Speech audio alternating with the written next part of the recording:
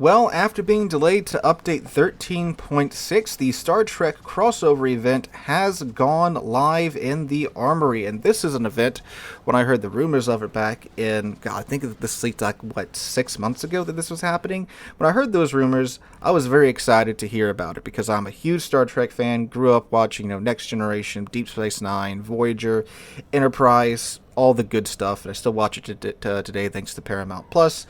Some of the newer stuff is okay as well. Picard Season 3 was pretty okay. Strange New Worlds is actually really good.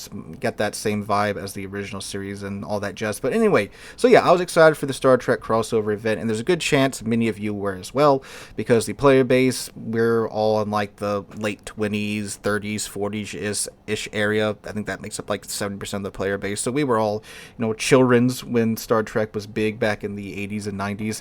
And, it's a pretty popular IP still today, so again, the event was pretty hotly anticipated. And, well, it's here, so what is it, and is it worth your time and or money? Well, it's actually a pretty solid event from what I've seen so far, and, picking through it in the Armory and such, it seems to be pretty straightforward. And in fact, you can get 90% of the content of, actually like 95% of the content of this crossover just straight up. There's no gambling for most of it. You can just buy what you want. You can buy the individual commanders who all have voiceovers, and you can buy all these ship cosmetics and such too. They are all skins. Sadly, the Enterprise did not return in this event. That still doesn't make sense to me because I understand the Enterprise was pretty cracked back in the day, especially after the CV rework, and she was pulled from Cell because of that. But my God, we've had literally half a decade of, global nerfs to CVs, global changes. I think she's even called a couple of direct nerfs herself to where she isn't anywhere near as crazy as she once was. In my opinion, she's just a very good CV in today's World of Warships, akin to the Kaga with her excellent plane regeneration rate. But, her AP bomb's been nerfed, her rocket planes have been nerfed. I think a lot of the torpedoes haven't been touched so far. So yeah, it really doesn't make sense that they didn't put her up for sale in this event at all. Like, even in what many players assumed was going to happen, there's not some $500 bundle that includes the Enterprise. No, it's just all cosmetics. So, on one hand, I'm kind of glad they didn't sneak it into a $500 bundle, and they didn't put her at the end of some, $500 sequential bundle, right? We have to buy all the different phases to get to her.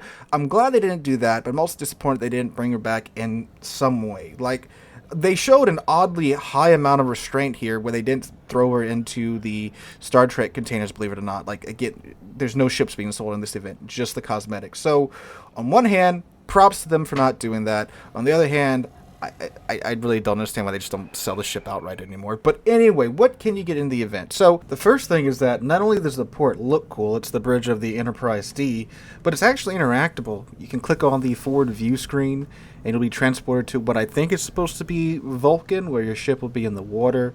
So that's pretty cool. And then you can also click on the doors and such throughout the bridge. They'll open and a crew member will walk in. So it's a nice little touch of interactability that's maybe heading towards, some future features that we'll be seeing in ports. The bridge looks pretty accurate besides the captain messing with the weapons console, along with the what looks like the exact same model of the exact same guy in the helm's chair. But besides that, it looks pretty cool. So that's a nice little touch, and I gotta give it to Wargaming and their art department there. So, pretty interesting way to start your interaction with this event. Also, when you go to open up containers, you'll be transported to the cargo bay where you will receive your containers via the transporter. So again, nice little touch there. Pretty neat. The four commanders, they do all have unique voiceovers. You can get Gowron, you can get Picard, Sayla, and Spock. The voiceovers vary in quality. I think Picard is unfortunately one of the worst. Set up the smoke concealment. Set up the smoke concealment. Set up the smoke concealment. It kind of sounds like Patrick Stewart. I understand that Wargaming has money, but they don't have Patrick Stewart money. That's understandable. The guy they got to do his voiceover, he's doing his best, but it ain't no Jean-Luc. Gowron, some of his lines sound okay, some of them not so much. Fortune favor us. Set a smoke screen. So, yeah. Sayla is Denise Crosby, so she's the best by far. That was great. Those who own information own the world. And if you're a fan of TNG, I would obviously, suggest picking her up. Spock's voice actor is surprisingly good. Unfortunately, Leonard Nimoy is no longer with us. The guy that got to do his voiceover sounds really, really good, and it's super close. If I were human, I believe my response would be, go to hell. Fyok. To Spock, and it's so good in some cases. It sounds like they might have ripped some of his lines straight out of TNG or the original series. But yes, Spock is definitely the best of the ones that don't have their original actors reprising their roles here in this crossover event. So, but yes, they are all uniquely voice acted. They don't have any special perks or anything when you get them. They are 10-point commanders, so that's pretty nice. You have a good foundation there for your start.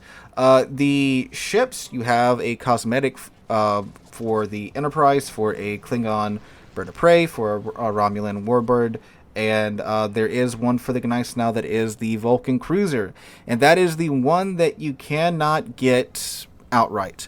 Everything else you can buy the ship skins with the commanders. You can buy just the commanders themselves. The commanders themselves are 2,250 doubloons. The bundle that comes with the ship skin and the commander is 7,500 doubloons. If you want to buy just the commanders, they're 5,100 dubs. If you want to buy the pack that has everything in it, you have to cough up 24,999 dubs, and that includes the commanders, the camos, and then they throw in the flags there as well. So again, you can buy just about everything outright if you want to, and individually, which is pretty cool in my opinion. They do have containers here if you do wish to gamble, and this is where they did toss in the Vulcan cruiser. So yeah, if you want to get the camo for the Gneiss now, you gotta unfortunately gamble for that one. You have the Vulcan cruiser, the Romulan warbird, and the Klingon bird of prey in here. The warbird is for the Akatsuki, the bird of prey is for the Fiji, and then the Vulcan cruiser, like I said, is for the Gneiss now. On top of getting the ships and the commanders, if you buy each of the bundles, you do get a discount to the cost of that line's tech line ship. So, for example, if you buy the Klingon bundle, you get a 50% discount to the price of the Weymouth, the Caledon, the Danae, and the Emerald. Then a 30% discount to the Leander and to the Fiji, and then you apply that to the Romulan bundle, to the Japanese ships. So 50% reduction to the Chikuma, Imakaze, Wakatake, Isokaze, and Mutsuki, and 30% reduction to the Fubuki and the Akatsuki. Now, if you get the bundle with the Enterprise in it, since it is a premium ship, you don't get that obviously, but you do get 1.5 million credits as compensation, so you get the same value in credits. And of course, if you buy the massive bundle, you get all those discounts as well. And you might be saying too, well, oh my god, these ship skins are $30 a pop. Yes, they are. Well, they're $30 a pop in the individual bundles if you want to get the 10-point commander with the voiceover and the cosmetic. I mean, it's also Star Trek too. Like, that license ain't cheap. Paramount is very stingy with it.